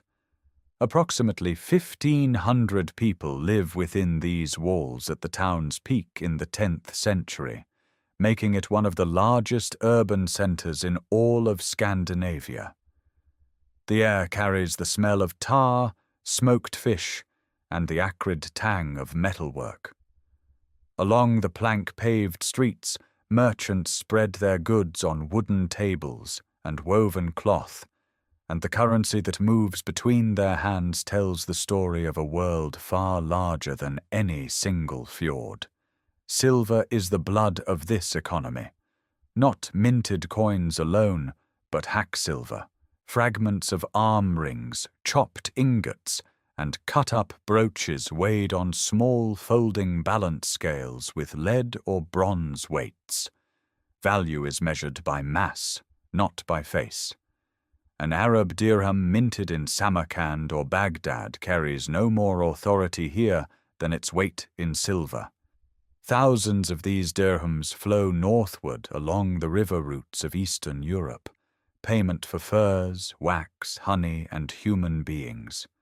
The island of Gotland, positioned at the center of Baltic trade, accumulates staggering quantities. The Spillings hoard, buried in a farmstead on Gotland's northern coast, contains over 67 kilograms of silver, the largest Viking Age silver hoard ever discovered, alongside hundreds of dirhams dating from the 8th through the 10th century. Birka, on the island of Björkö in Lake Mälaren, serves as Sweden's first true urban centre. Its harbour accommodates vessels arriving from the east, carrying silk from Byzantine workshops and glass beads from the workshops of the Levant. Fragments of Chinese silk have been recovered from graves here, testimony to a commercial chain stretching across the entire breadth of Eurasia. Amber from the southern Baltic coast moves in the opposite direction, prized in the courts of the Abbasid Caliphate. Walrus ivory harvested in the freezing waters off Greenland, and northern Norway reaches carving workshops in Cordoba and Constantinople. The trade in human beings operates at every level of this network. Thralls, enslaved people captured in raids on Ireland, Scotland, the Slavic lands, and the Baltic, represent one of the most profitable commodities in the Norse commercial system. Dublin functions as a major slave trading hub, funneling captives into networks that reach the Mediterranean and the Islamic world. Ibn Fadlan, encountering Rus merchants on the Volga in 921, describes the sale of enslaved women and men alongside sable pelts and swords. The Arabic word for Slavic peoples and the medieval Latin term for slave converge in this brutal commerce. Weights and measures standardize across vast distances. Merchants carry their own scales, their own sets of weights, ensuring that transactions in Hedeby, Birka, Kaupang on the Norwegian coast, and the distant markets of Bulgar on the Volga all operate within a shared system of trust and verification. Arm rings of twisted silver wire serve simultaneously as personal adornment, portable wealth, and currency, snipped into precise amounts when payment demands it. Silk threads from Byzantium appear woven into the borders of woolen garments recovered from graves across Scandinavia. Carnelian beads from the Indian subcontinent rest alongside jet from England and rock crystal from the Frankish lands. The Norse do not merely raid. They buy, sell, weigh, negotiate, and build commercial infrastructure that links the Arctic to the Mediterranean, the Atlantic to the Caspian. Every arm ring on a merchant's wrist, every dirham in a leather pouch, every fragment of silk sewn into a tunic collar maps a connection across thousands of miles of river, sea, and overland portage, a web of exchange as deliberate and far-reaching as any in the medieval world. The same hands that weigh silver and forge iron also carve meaning into stone. Across the Viking world, from the wind-swept plains of Östergötland to the rocky headlands of western Norway, granite and sandstone surfaces bear the angular marks of the younger Futhark, 16 characters reduced from the elder Futhark's 24, a paradoxical simplification that demands greater interpretive skill from every reader. Each rune carries not merely a phonetic value, but a name, a concept. Fehu for wealth, Thurisaz for the giant, Isa for ice. The carver works with chisel and mallet, cutting clean vertical staves and diagonal branches into dressed stone faces, filling the grooves with pigment, red, black, sometimes white, so the letters blaze against grey rock like voices frozen in mineral. The Rök stone stands in a churchyard in Östergötland, Sweden, its surface is dense with over 750 runes arranged in bands that wrap around all 5 faces. Raised in the 9th century, it constitutes the longest known runic inscription from the Viking Age. Its text invokes ancient kings, legendary battles, and cosmic forces in language so compressed and elusive that scholars still debate its full meaning. This is not crude scratching. This is literary ambition rendered in granite, a monument to memory itself. At Jelling in Denmark, 2 great stones anchor the dynasty of the Gorm kings. The larger stone, raised by Harold Bluetooth around 965, bears a carved image of Christ entangled in interlace, the earliest known depiction of the crucifixion in Scandinavia, alongside a great beast wrapped in serpentine knotwork. The inscription declares Harold's claim to have made the Danes Christian, but the artistic vocabulary remains entirely Norse. Christianity arrives dressed in the visual language of the Old World. That visual language evolves across centuries in a sequence art historians trace with precision. The Broa style of the mid-8th century gives way to the Bora style's ring chain patterns, then to the elegant ribbon animals of the Jellinger style, the acanthus-influenced ringerike motifs, and finally the sinuous, elongated creatures of the Urns style, which persists into the 12th century. The carved portal of the Urns Stave Church in western Norway epitomizes this final flowering, serpentine beasts locked in eternal combat, their bodies thinned to elegant tendrils, biting and intertwining in rhythms that feel simultaneously organic and mathematical. Alongside visual art, the spoken word carries equal weight. The skald stands in the mead hall beside the high seat, composing praise poetry of extraordinary formal complexity. Drottkvet meter demands 6 syllables per line, internal rhyme and half-rhyme in precise positions, and dense metaphorical constructions called kennings: whale road for sea, battle sweat for blood, wound bee for arrow. The skald's craft requires years of training, a vast vocabulary, and the ability to compose extemporaneously before a demanding audience of warriors and chieftains. A well-turned verse can secure a poet's fortune. A clumsy one can end a career. These oral traditions, praise poems, mythological narratives, heroic lays, pass from generation to generation through memory alone for centuries. The Eddic poems that preserve the cosmology of Yggdrasil, the wisdom of Odin, and the twilight of the gods circulate in oral form long before any scribe sets quill to vellum. When the Icelandic scholar Snorri Sturluson composes his prose Edda around 1220, he draws on traditions already ancient, organizing Norse mythology into a systematic handbook that preserves what the conversion to Christianity might otherwise have erased entirely. The Codex Regius, copied around 1270, gathers the poetic Edda's verses into a single manuscript, a fragile vellum bridge between the oral world and the written one. The carved panels of the Oseberg ship burial, dating to 834, display animal ornament of breathtaking intricacy, gripping beasts whose paws clutch the borders of their own frames, their bodies dissolving into abstract pattern. A wooden cart from the same burial carries narrative scenes that may depict mythological episodes, though their precise meaning remains elusive. Art, poetry, and runic inscription together form a single intellectual ecosystem, a civilization that thinks in pattern, speaks in metaphor, and writes in stone.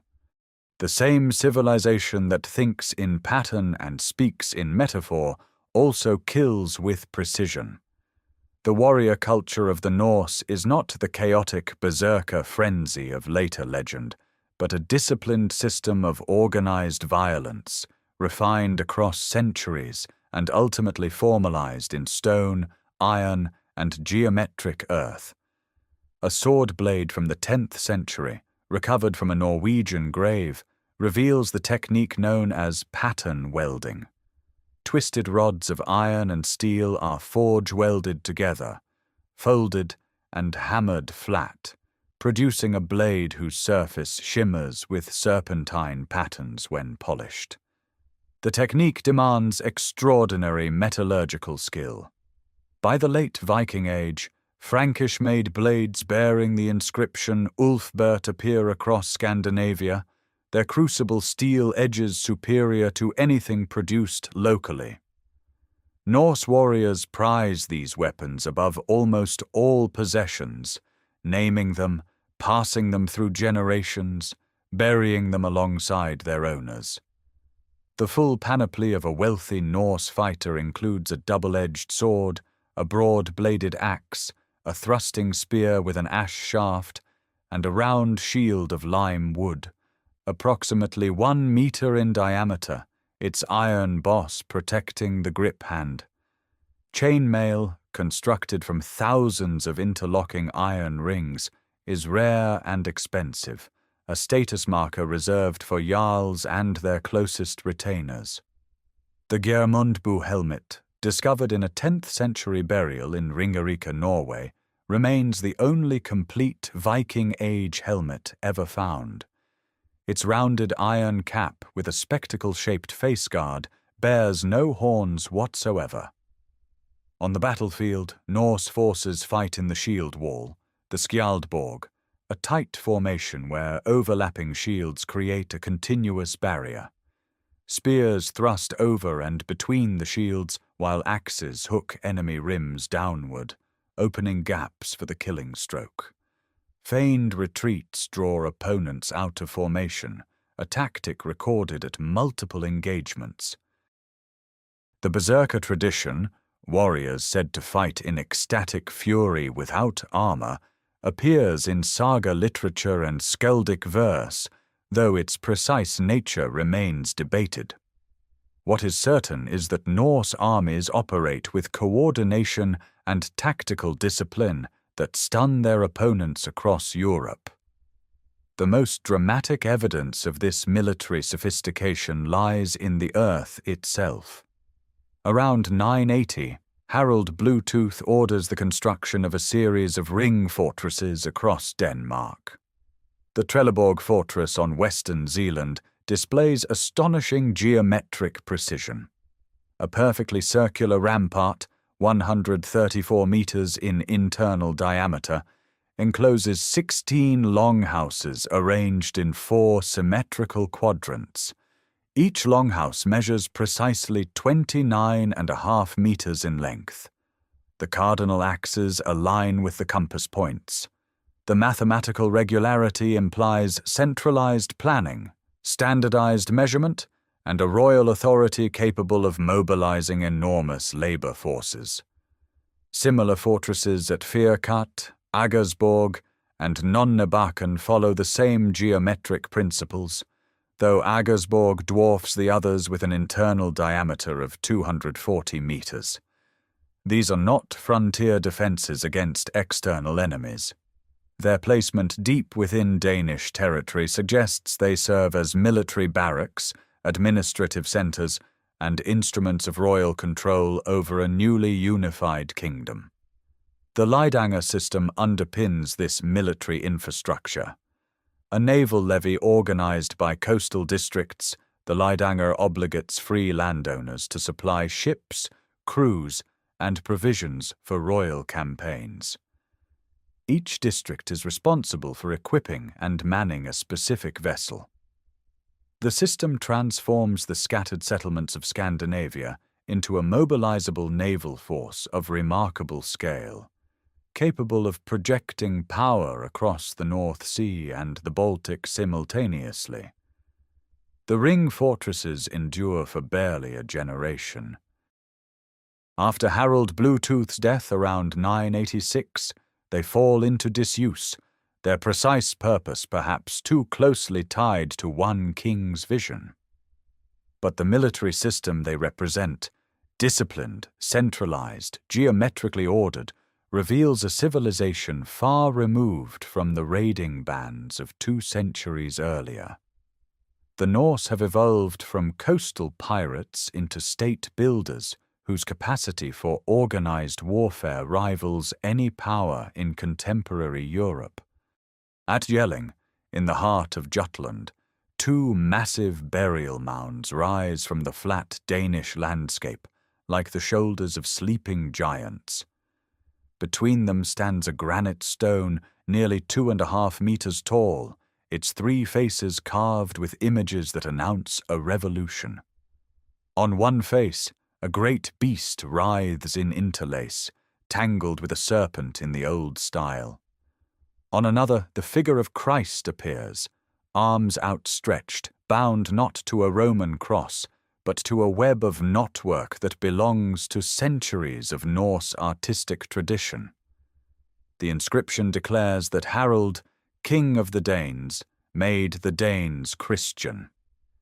This is the Jelling stone, raised around 965, and it marks the moment when political power and a new faith fuse into a single declaration carved in rock. Harald Bluetooth's conversion is not a sudden spiritual awakening. It is a calculated act of statecraft. The Frankish and Saxon empires to the south have long wielded Christianity as a tool of diplomatic legitimacy. A pagan king negotiates from weakness. A Christian king enters the European order as an equal. Harold understands this. His baptism, likely performed by the cleric Popo, aligns Denmark with the continental power structures that control trade, alliances, and the recognition of sovereignty. The old Hof temples do not vanish overnight, but the trajectory is set. Wooden churches begin to rise on sites where sacrificial posts once stood. In Norway, the process is far less diplomatic. Olaf Tryggvason returns from years of raiding in England around 995, seizes the Norwegian throne, and launches a campaign of Christianization that relies as much on the sword as on the sermon. Temples are destroyed. Sacred groves are felled. Chieftains who refuse baptism face confiscation, exile, or death. The old religion, with its blot sacrifices and its deep roots in the seasonal rhythms of farming communities, does not yield easily. Resistance flickers across the western fjords and the northern districts, but Olaf's political and military pressure proves relentless during his 5-year reign. The most remarkable conversion occurs not through royal decree, but through parliamentary deliberation. In the summer of the year 1000 at the Althing in Thingvellir, Iceland faces a crisis that threatens to split the Commonwealth. Christian and pagan factions stand on the verge of establishing separate legal systems, which would shatter the island's fragile unity. The law speaker Thorgeir Thorkelson, himself a pagan, retreats beneath a cloak for a day and a night. When he emerges, he declares that Iceland shall be Christian by law, though private pagan worship may continue in secret. The decision preserves social cohesion through compromise, a solution uniquely Icelandic in its pragmatism. The final act of this transformation belongs to Olaf Haraldsson, who ascends the Norwegian throne around 1015 and resumes the Christianization campaigns with renewed ferocity. He establishes church law, imports English and German clergy, and dismantles the remaining structures of organized pagan worship. His methods generate fierce opposition among powerful chieftains who see their autonomy threatened. At the Battle of Stiklestad on July 29, 1030, Olaf falls to a coalition of Norwegian lords allied with the Danish king Canute. Yet his death achieves what his life could not complete. Within a year, miracles are reported at his burial site. His body is exhumed and found uncorrupted. Olaf Haraldsson becomes Saint Olaf, Norway's eternal king, and the cult that grows around his shrine at Nidaros transforms Christianity from a foreign imposition into a native sacred tradition. Across Scandinavia, the transition leaves its marks in material culture. Cruciform pendants appear alongside Thor's hammer amulets in the same graves. Soapstone molds discovered at Trendgården in Denmark contain casting forms for both symbols side by side, evidence that craftsmen served both markets simultaneously. Early stave churches borrow the vertical timber construction of pagan halls, their dragon-headed gable posts echoing the carved prows of longships. The old gods do not die so much as dissolve, their stories absorbed into folk memory, their feast days quietly reassigned to Christian saints. The hammer yields to the cross not in a single dramatic moment, but through decades of negotiation, coercion, and slow cultural blending that reshapes the Norse world from within. The old gods dissolve, but the old ambitions do not. In the year 1030, at the Battle of Stiklestad, a 15-year-old boy named Harald Sigurdsson watches his half-brother Olaf fall beneath the blades of Norwegian rebels.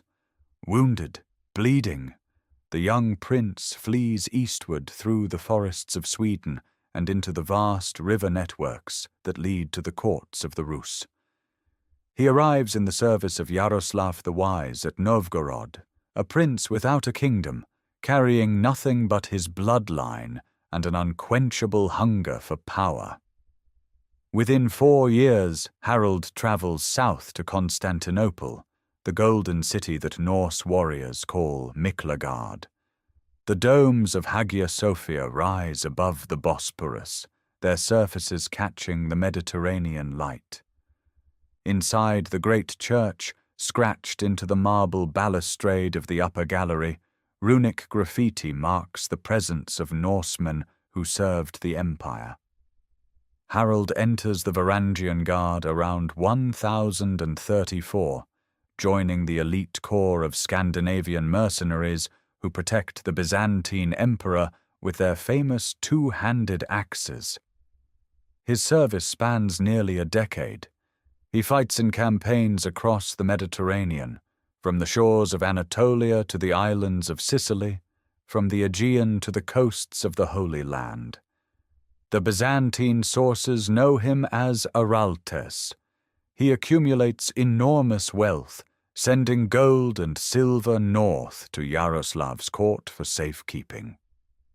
The imperial palace of Constantinople, with its mechanical golden throne and roaring bronze lions, represents a world of sophistication that dwarfs anything in Scandinavia. Yet Harold absorbs its lessons in statecraft and military organization rather than its culture. By 1042, he departs Constantinople under disputed circumstances, navigating the Black Sea and returning through the river routes to Novgorod. He marries Yaroslav's daughter Elisiv and gathers his accumulated fortune. In 1046, he returns to Norway and presses his claim to the throne, eventually sharing and then solely holding power. He rules with an iron authority that earns him the name Hardrada, the Hard Ruler. For 20 years, Harold governs Norway, fighting wars against Denmark, strengthening royal authority, founding the city of Oslo. He builds a centralized kingdom modeled partly on the administrative systems he observed in Byzantium, but the old Viking impulse toward conquest never leaves him. When Edward the Confessor of England dies in January of 1066, Harold sees his opportunity. In September, a massive Norwegian fleet of perhaps 300 ships crosses the North Sea and enters the Humber estuary. Harold's forces defeat the northern English earls at the Battle of Fulford on the 20th of September. 5 days later, on September the 25th, the English king Harold Godwinson arrives with his army after a forced march of nearly 300 kilometers from London. At Stamford Bridge in Yorkshire, the two armies meet along the River Derwent. The battle is ferocious and decisive. Harold Hardrada falls, struck in the throat by an arrow, the last Scandinavian king to invade England in the old Viking tradition. His army shatters. Of the 300 ships that crossed the sea, only 24 carry survivors home. 19 days later, William of Normandy, himself descended from the Viking chieftain Rollo, lands on the southern English coast. Harold Godwinson marches his exhausted army south and falls at the Battle of Hastings on October the 14th. The irony is profound. The last great Viking invasion weakens the very army that might have repelled the Normans, and it is a dynasty of Norse descent that ultimately conquers England.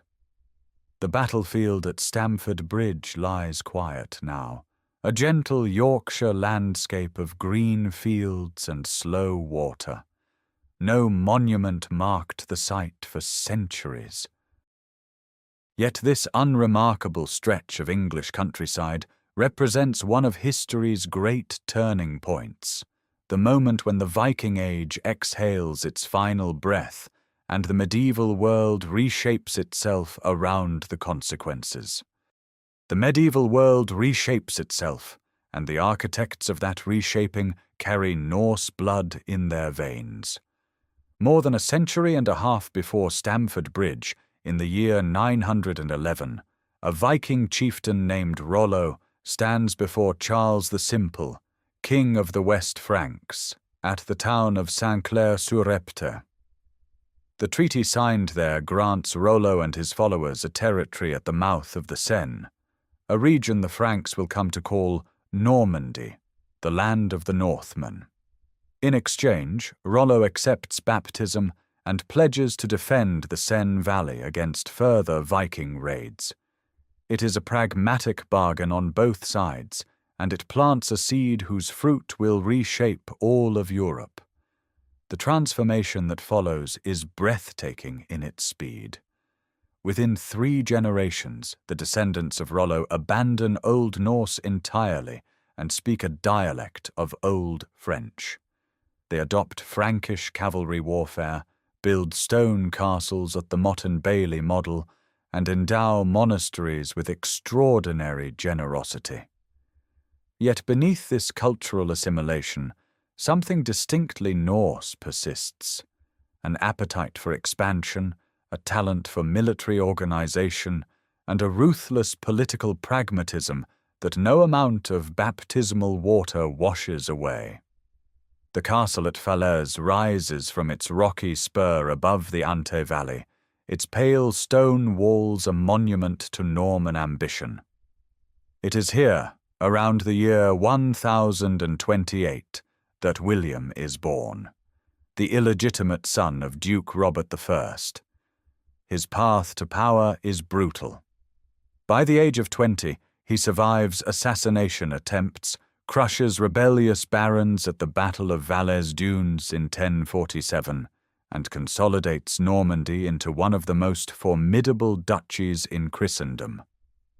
The invasion of England in 1066 is planned with a logistical precision that echoes the great fleet mobilizations of the Danish kings. 700 ships cross the Channel. The cavalry charge at Hastings on October the 14th breaks the Anglo-Saxon shield wall, and Harold Godwinson falls. William's coronation at Westminster on Christmas Day seals the conquest. The Tower of London begins rising along the Thames shortly after, its white stone a declaration of permanent Norman authority over a conquered people. The Bayeux tapestry, stitched in wool thread on linen cloth, stretching nearly 70 meters, narrates this conquest in extraordinary visual detail. Its embroidered panels depict the fleet's construction, the Channel crossing, the feasting before battle, and the terrible carnage of Hastings itself. It is a work of propaganda and art simultaneously, and its visual language carries echoes of Norse narrative traditions found on the Gotland picture stones centuries earlier. But Normandy's ambitions extend far beyond England. Norman adventurers arrive in southern Italy as early as the year 1000, initially serving as mercenaries for rival Lombard princes and Byzantine governors. The sons of Tancred de Hauteville, Robert Guiscard, and his brother Roger carve out territories across Apulia, Calabria, and eventually Sicily. By 1030, Robert Guiscard receives papal recognition as Duke of Apulia. His campaigns push the Byzantines from their last Italian strongholds. Roger II unites these conquests into the Kingdom of Sicily in 1130, creating a realm of astonishing cultural synthesis. The cathedrals of Palermo and Monreale blend Byzantine gold mosaics, Islamic pointed arches, and Norman structural engineering into buildings unlike anything else in the medieval world. Arab administrators keep their posts. Greek scholars continue their work. Norman rulers govern a multilingual, multi-faith kingdom with an efficiency that reflects both Frankish feudal order and something older, the adaptive, opportunistic genius of their Scandinavian ancestors. From Rollo's baptism to Roger's coronation, barely 2 centuries pass. In that span, the descendants of Norse raiders become the most dynamic force in European politics, carrying Viking energy through a Christian feudal framework into every corner of the medieval Mediterranean. The energy that once launched longships now raises cathedrals. By the early 12th century, the Scandinavian world has turned inward, and the transformation is visible in stone. At Lund, in the southernmost reaches of the Danish kingdom, a Romanesque cathedral consecrated around 1145 stands as a monument to the new order. Its crypt, supported by carved pillars, echoes the ecclesiastical architecture of the Rhineland and Lombardy. At Nidaros, in Norway, construction begins on a great cathedral over the burial site of Olaf Haraldsson, now venerated as Saint Olaf. Pilgrims walk where raiders once marched. The archbishop's seat established there in 1152 binds Norway permanently into the administrative web of Latin Christendom. In the forests of western Norway, the Ørnes Stave Church rises around 1130, its north portal carved with sinuous interlacing animals locked in eternal struggle. The style is the last flowering of Viking Age art, tendrils of the old aesthetic woven into the doorframe of a Christian house of worship. It is a threshold between worlds, and those who pass through it leave the age of the longship behind. The kingdoms consolidate. Denmark, Norway, and Sweden each develop centralized monarchies with fixed capitals, written law codes, and tithe-paying parishes. The Ledanger naval levy becomes a royal tax. Jarls become feudal magnates. The Thing assemblies persist, but increasingly serve royal authority rather than free consensus. Scandinavia joins the crusading movement, with Norwegian King Sigurd I leading an expedition to the Holy Land between 1107 and 1111. The North is no longer apart from Europe. It is Europe. Yet on the far western edge, the old expansion quietly dies. The Greenland colonies, founded with such ambition under Eric the Red, persist through the 12th and 13th centuries as isolated outposts. The western settlement, home to perhaps 1,000 souls at its peak, clings to the inner fjords where short summers permit marginal grazing. Walrus ivory, once Greenland's chief export, loses value as elephant ivory from Africa floods European markets. The climate cools. Pack ice extends southward, choking the sea lanes. Communication with Norway grows sporadic, then rare. The western settlement is abandoned by the mid-1300s. The eastern settlement endures longer, but its fate is silence. The last written record, a marriage certificate from 1408, and then nothing. It is in Iceland that the old world finds its most extraordinary afterlife. The island's commonwealth, governed without a king through the Althing and local chieftains, produces a literary culture of astonishing depth. In the early 13th century, the chieftain and scholar Snorri Sturluson composes the Prose Edda around 1220, a systematic account of Norse mythology and poetic technique that preserves the cosmology of Yggdrasil, the tales of Odin and Thor, the twilight of Ragnarök. Without Snorri, much of the old belief system would have dissolved into fragments. Around 1270, an anonymous Icelandic scribe copies the poems of the Elder Edda into the manuscript known as the Codex Regius, the Völuspá, the Havamal, the great mythological and heroic lays that had traveled as spoken word for centuries. Vellum made from calfskin receives the ink, that fixes oral memory into permanent text.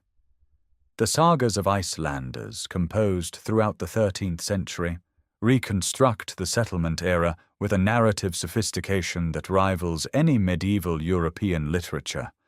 Njál's saga, Egil's saga, Laxdæla saga, these are not mere chronicles, but complex explorations of honor, fate, and the cost of violence. The act of writing is itself a transformation. The culture that carved runes into stone now fills manuscripts with Latin letters adapted to Old Norse. The stories survive, but the world that created them does not. By 1262, Iceland submits to the Norwegian crown, ending 3 centuries of self-governance. The old Commonwealth dissolves into royal administration. Across Scandinavia, the cathedrals grow taller. The rune stones weather in open fields. The last echoes of the Viking Age settle into parchment and stone, preserved not by warriors, but by monks and scholars who understood that memory, committed to the page, outlasts even the strongest ship. The parchment preserves what the sword began. But the Viking legacy does not rest quietly in manuscripts and museums. It lives in the spoken word, in the shape of law, in the genetic memory of millions, and in the very language being used to tell this story. The English tongue carries more than 1,000 words of Old Norse origin. Sky, window, egg, knife, husband, law, wrong, trust, take, give, they, them, there, these are not obscure borrowings, but the architecture of everyday speech. The Danelaw's settlers did not merely farm the soil of Yorkshire and Lincolnshire.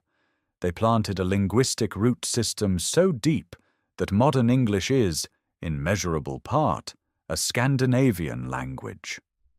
Place names ending in by, meaning farmstead, and thorp, meaning village, still dot the map of northern England by the hundreds, each one a quiet monument to 9th century settlement. The genetic evidence confirms what the place names suggest. Large-scale studies of deoxyribonucleic acid sampled across the British Isles, published in the early 21st century, reveal distinct clusters of Scandinavian ancestry concentrated in the regions of historical Norse settlement, the Orkney and Shetland Islands carrying the strongest signal, followed by the old Danelaw counties. Similar patterns appear in Normandy, in the Western Isles of Scotland, in pockets of Ireland around Dublin and Waterford, and deep into the river systems of Russia and Ukraine, where Varangian traders once hauled their boats between waterways. The Althing of Iceland, founded in 930, still convenes. It is recognized as the oldest surviving parliamentary institution in the world, and its existence traces a direct line from the Norse concept of the Thing, the open-air assembly where free people gathered to settle disputes and shape law, to the democratic traditions that spread across northern Europe and eventually across the Atlantic. The very word law is itself a Norse gift to English. Navigation knowledge accumulated by Norse sailors, latitude sailing, the reading of wave patterns and bird migrations, the possible use of calcite sunstones to locate the sun through overcast skies, fed into the broader Atlantic maritime tradition. When later European explorers pushed westward, they followed currents and coastlines that Norse vessels had touched 5 centuries before Columbus reached the Caribbean. The Oseberg ship rests now in a climate-controlled hall in Oslo, its oak timbers darkened by 11 centuries, its carved prow still curving upward with the elegance of a living thing. The Gokstad vessel sits nearby. These are not relics of destruction but masterworks of engineering and art. testaments to a culture that understood wood and water with an intimacy few civilizations have matched. In Reykjavik, the sagas are still read aloud. In York, excavations continue to reveal layers of Norse habitation beneath modern streets. In Novgorod, the birch-bark letters of the earliest Rus's settlements connect the Swedish East to the Slavic world in ways that shaped the political geography of an entire continent. In Sicily, Norman cathedrals still stand with their fusion of northern structure and Mediterranean ornament, monuments to the extraordinary adaptability of a people who began in the fjords and ended by reshaping every shore they touched. The Viking Age lasted roughly 3 centuries. Its consequences have lasted a millennium and show no sign of fading. The raiders became settlers. The settlers became kingdoms. The kingdoms became the modern nations of Scandinavia, and the cultural currents they set in motion, in language, in law, in the restless human drive to cross the next horizon, flow still, invisible but powerful, like deep ocean currents beneath a calm surface. Thank you for journeying through the complete story of the Vikings. If this series has brought the past alive for you, consider subscribing to the channel so you never miss a new voyage into history.